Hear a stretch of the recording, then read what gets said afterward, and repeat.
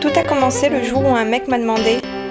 Et tu veux faire quoi plus tard? Je me suis dit le mec est pas con, sa question est pas con, mais moi je suis vraiment très con de m'être jamais posé la question. Dans l'urgence, je me suis dit tiens, ça serait pas con de faire des études intelligentes pour faire croire que je suis pas trop con. Le problème c'est que j'étais loin d'être intelligente. Heureusement, il y a la technique t'apprends par cœur comme un con, t'as des super notes et tu parais intelligent.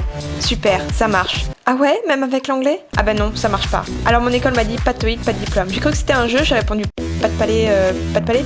Alors j'ai passé le TOEIC, j'ai raté le TOEIC et là on m'a dit il faut vraiment être con pour rater le TOEIC. Mais il faut vraiment être trop con pour rater le TOEIC. Je me suis dit, merde, on m'a démasqué. Alors j'ai décidé de partir à l'étranger pour apprendre l'anglais.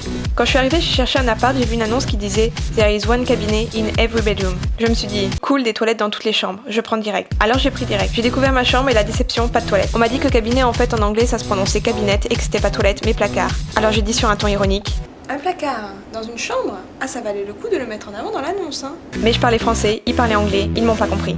Énervée, je me suis dit, tiens, je suis en Nouvelle-Zélande, je vais aller manger dans un restaurant typique italien. Quand je suis arrivée dans l'entrée, j'ai vu un faux tableau de Picasso et j'ai dit. Ah, très italien, Picasso. Mais les mecs parlaient toujours anglais, moi français, ils m'ont toujours pas compris. Ensuite, j'ai ouvert le menu, j'ai vu le titre des entrées, tapas, sélection italienne. Alors j'ai dit, il y a une couille dans le potage. Enfin, je l'ai pas dit, je l'ai juste pensé parce que je savais pas lire en anglais. Il y avait aussi plein de noms typiques italiens pour faire très typique italien, comme Rossi, Fettuccini, Scarfiotti. Enfin, que des noms en i. Sauf un plat de pâtes avec des anchois qui s'appelait farina. Là, je me suis dit, farina, c'est bien de l'italien, mais ça veut dire farine. Ce plat a l'air complètement dégueulasse. Alors j'ai tenté, j'ai mangé, et c'était effectivement très dégueulasse. Ensuite, j'ai découvert les joies de faire du vélo. Enfin, j'ai découvert les joies de faire du vélo avec un casque ridicule parce que ici c'est obligatoire. Ah non, j'ai découvert les joies de faire du vélo avec un casque ridicule, un poncho ridicule et sous la pluie.